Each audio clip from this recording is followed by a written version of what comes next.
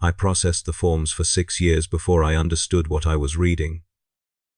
That's what I tell myself when I float here in the darkness, when the Vox synthesizer in my throat turns my screaming into something that sounds like hymnal music, when the people below me shuffle their papers and never look up. 6 years. That's a reasonable amount of time to remain ignorant, to stamp requisitions and sort candidates without truly comprehending what those categories meant. 6 years of being a faithful processor of the Omnissiah's holy work. 6 years before I learned the difference between a Servitor and a Cherub. It's worse than you think. I came to manufacturum, administratum complex theta 7 with qualifications, which in the underhive of Praetorus Prime meant I could read, and had lost only 2 fingers to malnutrition. The Adeptus Mechanicus needed data processors for their conversion facility. I needed to eat. They gave me a grey robe, a data slate, and a desk in sub-level 14, processing wing Zeta, where the air smelled of recycled oxygen, sacred oils, and something organic underneath that I learned to ignore. My work was simple. Requisition forms arrived via pneumatic tube. I reviewed each form, verified credentials, checked candidate specifications, and stamped approval or rejection. Then I filed them green for standard Servitor conversion, blue for specialized Servitors, red for Cherub production. Standard Servitors were for labor. Specialized Servitors required more neural preservation for technical work.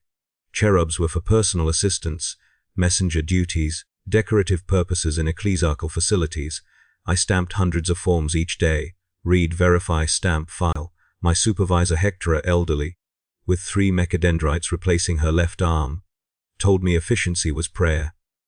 The Omnissiah blessed those who served without questioning. The complex sprawled across 12 sub-levels. Above us, scribes managed the hive city's bureaucracy.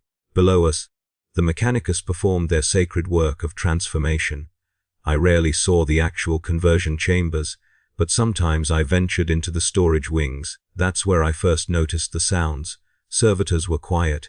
Only mechanical noises, whirring servos, clicking augmetic legs, humming power supplies. Their Vox units emitted flat acknowledgements. Compliance. Affirmed. They'd been emptied of everything else. But Cherubs sang. That's what everyone called it. When Cherubs floated past on their antigrav suspensors, they made soft cooing sounds, gentle melodic tones. The tech priests said it was the Omnissiah's blessing. The other processors said it made the work environment pleasant. Little angels watching over us. I thought it was strange. Strange that something so thoroughly converted would produce music. But I'd learned not to ask questions. Questions implied doubt. Doubt implied heresy. I wanted to eat. The first hook lodged in my mind during my 8th month. A batch of Cherub requisitions from the Cardinal's palace. I noticed a notation. Age range, 4-12 standard years. Processing priority immediate, your age range 4 to 12. I stared at those words. Around me stamps hit paper in rhythmic percussion. A Cherub floated overhead, its pale face serene, its mechanical wings whirring, its voice like wind chimes. It was maybe 2 feet tall. Its body ended at the torso, cables where legs should have been. 4 to 12 standard years. I stamped the form, filed it, picked up the next one. But the hook was in me now. I began reading more carefully. Standard Servitor requisitions, adult subjects, ages 18-65, criminal designation acceptable, neural baseline not critical, broad criteria. The process destroyed higher brain function anyway. Specialized Servitors, ages 20-50, technical aptitude verified, neural pathways intact. More selective, they needed problem-solving capacity, but Cherub requisitions were precise, always ages 4 to 12, weight within specific ranges. Cranial measurements, neural plasticity scores, health certifications demanding genetic perfection.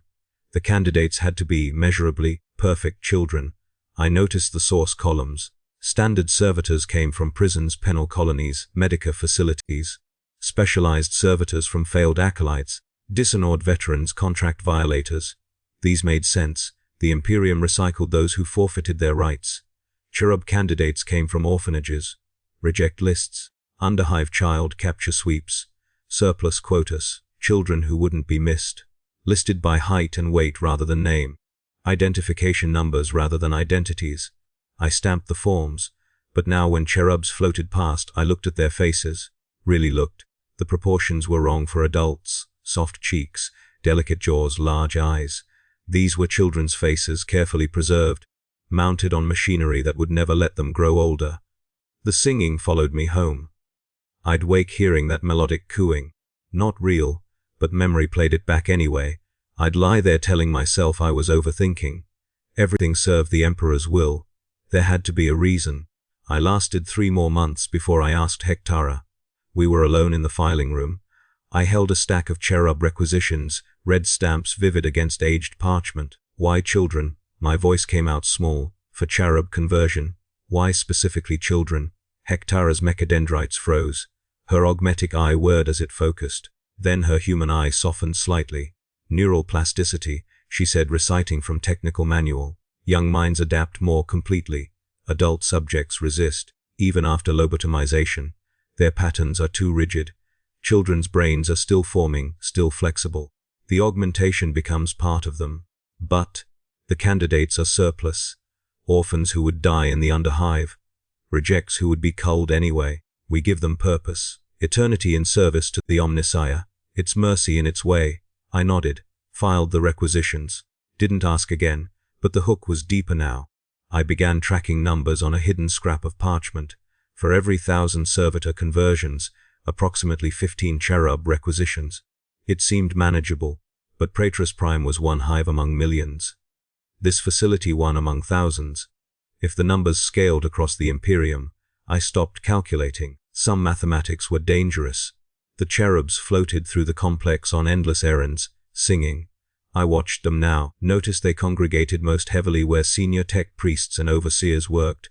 Personal assistants, messenger, carriers, status symbols. The more Cherubs around your office, the more important you were.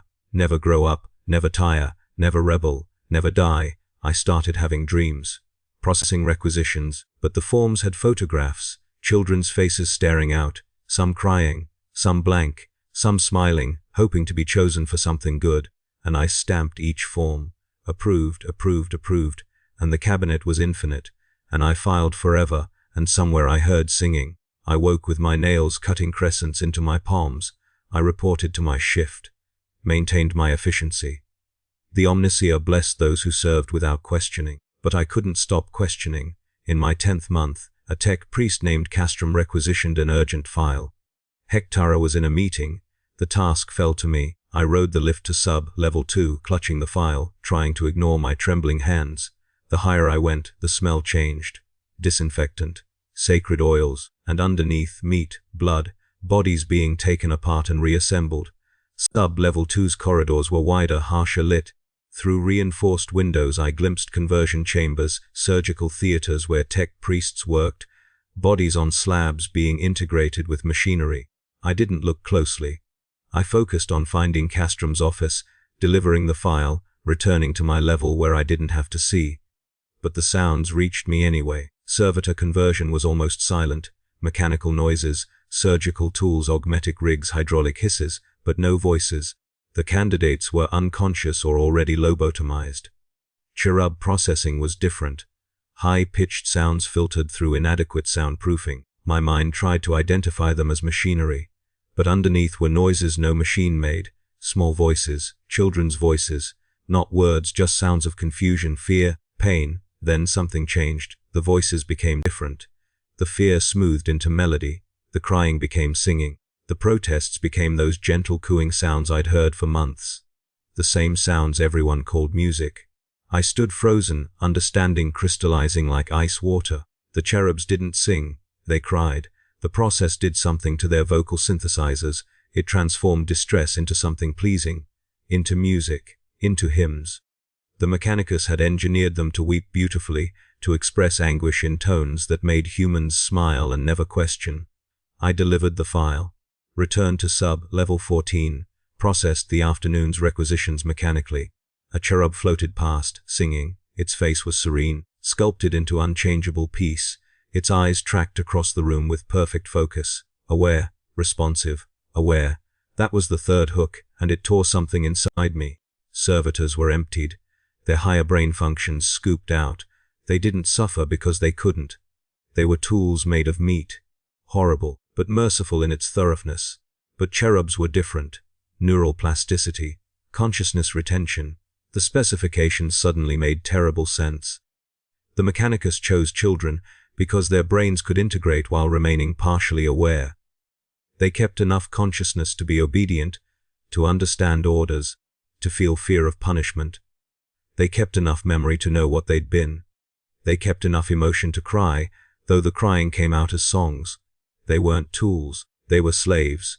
Conscious slaves who would serve forever in bodies that could never die, never age, never escape. I processed requisitions for another week before I broke protocol. A rush order. A cardinal wanted 12 cherubs. Standard specifications, orphanage source. A girl, age 8. Perfect health markers. I stamped it, but instead of filing it in the red cabinet, I filed it in blue. Specialized servitor. She'd still be converted, but lobotomized. They'd take away her awareness. She wouldn't remember. Wouldn't spend eternity crying in a voice that sounded like music. A small mercy. Possibly no mercy at all, but the only rebellion I could manage. The next morning, Hectara summoned me. "You're being transferred," she said, packing documents. Effective immediately. The district administrator requested your reassignment. "I don't understand." "You don't need to." She paused, looked at me with something like sympathy. "You were adequate. Not exceptional, not terrible, adequate. And adequate isn't enough anymore. We need processors who can handle increased volume without complications. You're replacing me. Reassigning you. A manufacturer in the lower hive needs inventory management. Basic work, no candidate processing, no Cherub requisitions. Much simpler. More suitable for your particular sensitivities. It should have felt like salvation.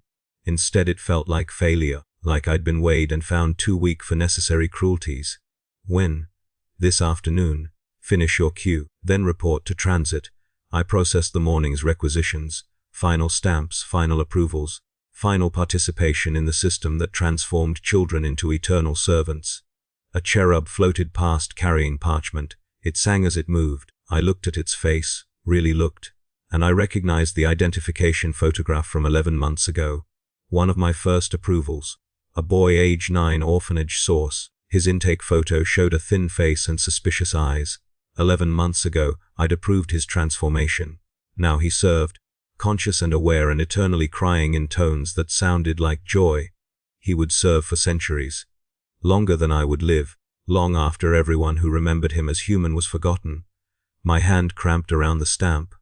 I set it down carefully, maintaining control. I processed the remaining forms, archived my files, reported to transit. By evening, I was heading to the lower hive. I thought that was the end. The manufacturer assignment lasted 6 months, mind-numbing but safe. I verified bulk shipments, managed supply documentation, never saw conversion forms, never heard Cherub song except in dreams. I told myself I was healing. Then the facility was audited. Adeptus Mechanicus auditors. They weren't interested in production quotas. They were interested in personnel. Specifically me. They pulled my records, reviewed my history, noted my transfer, performance adequate but psychological markers concerning, noted my current assignment, underutilization of demonstrated capabilities, calculated my value, calculated my potential for optimization. 3 days later, they delivered their verdict. "You possess experience with sensitive documentation." The lead auditor said through Vox speakers, "Emotionless. Neural patterns indicate high functional capacity, despite emotional volatility. Physiological condition acceptable. Age falls within suitable parameters for specialized conversion." The words took a moment to penetrate. When they did, some animal instinct tried to flee, but I was surrounded by servitors, trapped in an office with locked doors. "I've served loyally," I said weakly. "Never failed in my duties. Your service is acknowledged. This is optimization." He consulted a data slate. Consciousness retention scores indicate suitability for Cherub conversion. Cranial measurements acceptable. Neural plasticity suboptimal, but sufficient with enhanced protocols. Your administrative experience provides valuable imprinting foundation. I'm 28 years old. The protocols require children. Standard protocols, yes, but you possess specialized experience warranting deviation. Enhanced conversion procedures for adult candidates with suitable psychological profiles. Success rates are lower, consciousness retention less stable, but functional outcomes remain acceptable. enhanced conversion procedures, adult candidates, less stable consciousness retention. They were going to do to me what I'd spent a year authorizing for children. You can't. All authorizations have been approved. Processing scheduled for tomorrow morning. Report to Conversion Facility Theta 7, Sub-Level 2. The location was familiar. I'd worked there almost a year, and somewhere in those archives was a requisition form with my designation code. Someone had stamped it approved. Someone had verified my specifications. Someone had routed it to processing with mechanical efficiency. They transported me under armed escort. Not because I was dangerous, but because protocol demanded it. The servitors guarding me moved with mechanical precision. They'd been humans once. Maybe some had questioned too. Sub-Level 2 looked the same. Harsh lighting, disinfectant and sacred oils and blood. Tech, priests in red robes reducing humans to components. I was processed through intake with bureaucratic efficiency. Medical assessment acceptable. Neural scan sufficient. Consciousness retention probability 63%. Each evaluation stamped and filed. My body reduced to data points. They held me in a preparation chamber overnight. Small room, bare cot, soundproofed walls. But not perfectly. I heard the facility's operations continuing. Footsteps, machinery hums, distant conversion procedures. And underneath, filtering through, I heard singing. Cherubs moving through the facility. Their voices melodic and clear and beautiful. I lay on the cot and listened to them cry. I counted hours until morning. I tried to pray but couldn't remember the liturgies. All that came were requisition forms and approval stamps, and red cabinets holding documentation of hundreds of children whose conversions I'd authorized. The Omnissiah's wisdom was precise. Morning came with the door unlocking. Tech priests entered with servitors carrying restraint equipment. They spoke in binary cant, assuming I wouldn't understand. They discussed optimal incision points, integration timing, probability my adult neural patterns would accept modifications without catastrophic rejection. 63%. Better than a coin flip, worse than certainty. If my consciousness rejected integration and I died, they'd salvage the augmetics and use my remains for servitor components. Either way, I would serve. They strapped me to a surgical slab and wheeled me into Processing Theater 7. The same theater where I'd heard a child screaming transform into singing. The same equipment, the same tech priests, the same process. The lead surgeon was Valcor. I recognized his designation from forms I'd processed. He moved with mechanical precision, checking equipment, preparing tools that would disassemble and rebuild me. Candidate is conscious, he noted, acceptable for enhanced protocol. Beginning conversion sequence. The restraints held me immobile. I tried to speak to beg, but they'd installed a suppressor. Only a whimper emerged. Valcor ignored it. He began the liturgy of conversion, prayers flowing over my fear. The first incisions came with chemical numbness. Conscious but not thrashing. I felt pressure and pulling, flesh separated, making room for augmetics that would replace my legs and lower torso. Integration of the antigrav unit. Installation of mechadendrites. Replacement of my respiratory system with compact augmetic lungs. Through it all, I remained aware. Consciousness retention was the point. They needed me to understand, to accept the transformation, to internalize my new purpose as an eternal servant who would never tire, never age, never escape. Valcor began working on my throat. The Vox synthesizer installation was delicate. It had to integrate with neural tissue, preserve some speech while transforming all vocalizations into harmonic frequencies. Standard synthesizers suppress emotional content, he explained to his acolytes, but consciousness retention requires limited emotional expression. Therefore, we utilize an enhanced model that transforms negative vocalizations into pleasant frequencies while preserving the underlying emotional driver. The subject will cry, but it will sound like singing. The subject will scream, but it will sound like hymns. He installed the device, connected it to my neural pathways, activated it. I tried to scream. What emerged was gentle, melodic sound, high and clear and beautiful. The sound I'd heard echoing for months. The sound everyone called singing. The sound I now understood was crying transformed by augmetic cruelty. I screamed again. It came out as a hymn. I tried to beg for mercy and produced a tone that made Valcor nod in approval. I tried to curse the Mechanicus and sang prayers praising the Omnissiah's wisdom. Vox synthesizer integration successful, Valcor noted. Consciousness retention stable. Subject demonstrates appropriate emotional response while maintaining harmonic output. Conversion proceeding optimally. The procedure continued for hours, days. Time became meaningless. They took away my legs, my digestive system, my reproductive organs, everything unnecessary. They replaced it with machinery that would function forever, keeping me conscious and serving long after my original body would have rotted. Eventually they finished. They activated my anti-grav suspensors and watched me float upward, learning to navigate through programming imprinted into my modified brain. They dressed my remaining flesh in cherubic finery.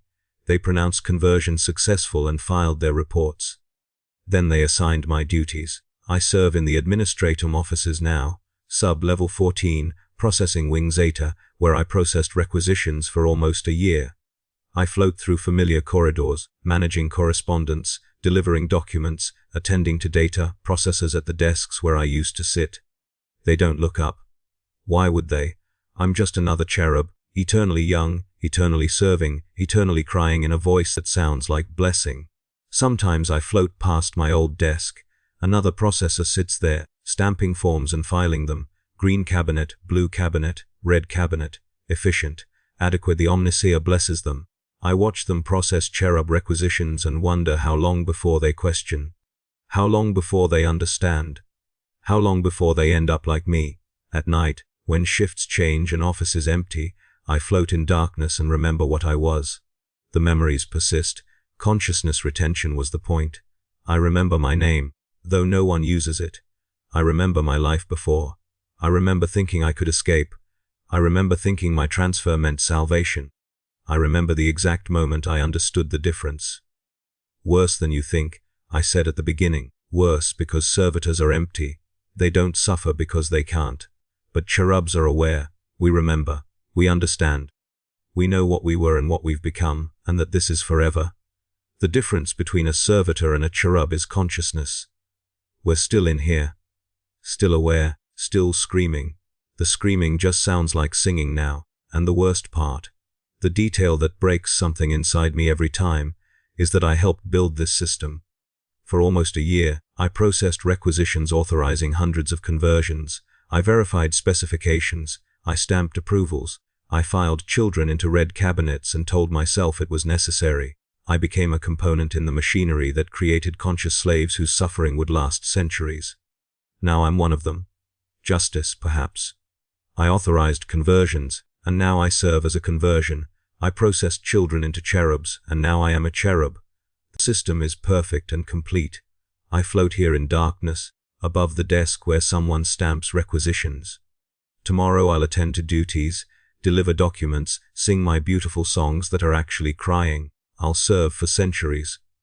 Long after everyone who knew me as human is forgotten, I'll still be floating through these corridors, crying in harmonious tones, demonstrating the Omnisier's wisdom. Sometimes, when new processors join, I float past their desks and watch them work. I watch them stamp forms and file them in appropriate cabinets. I watch them become efficient, adequate, essential components in the system. And I sing to them. I sing my beautiful songs. I sing in a voice designed to make them smile and never question what emotions might exist inside my augmented body. I sing and I hope they understand. I hope they hear the crying underneath. I hope they question soon enough to save themselves, though I know they won't. I hope they remember what I've forgotten how to say. That the difference between a servitor and a cherub is consciousness, awareness. The capacity to suffer eternally while your suffering sounds like joy. I hope they understand, before they're stamping forms that authorize their own conversion, because that's what happened to me. Somewhere in the archives, filed appropriately, is the requisition that authorized my transformation. Someone reviewed it, someone verified specifications, someone stamped approval and routed it to processing. Maybe Hectara, maybe another processor, maybe the person who replaced me at my old desk. Maybe I approved it myself, months before I understood what I was authorizing. Maybe I processed my own conversion form and filed it away, and never noticed my designation code among hundreds of others. Maybe I built my own cage with bureaucratic precision. I don't know. I can't access the archives, My augmented body isn't authorized for filing duties. I only deliver documents now. I only sing and serve and cry in beautiful tones that make humans smile. But I remember the forms. I remember the specifications. I remember that Cherub candidates came from sources that supplied individuals who wouldn't be missed. And when I questioned the system, when I showed psychological instability, when I became unsuitable for my current role, I became exactly the kind of person who wouldn't be missed. The system is perfect and complete. It identifies weakness and removes it. It calculates necessity and enforces it. It transforms humans into tools that serve forever without complaint, without thought, without conscience that might interfere with efficiency. The Omnissiah's wisdom is precise, and I sing its praises every moment of every day, crying in harmonious frequencies designed to prevent anyone from hearing my actual voice, from understanding what the singing means, from questioning what they're hearing. I float here in darkness above the desk where someone processes requisitions. Tomorrow they'll approve more Cherub conversions. They'll verify specifications.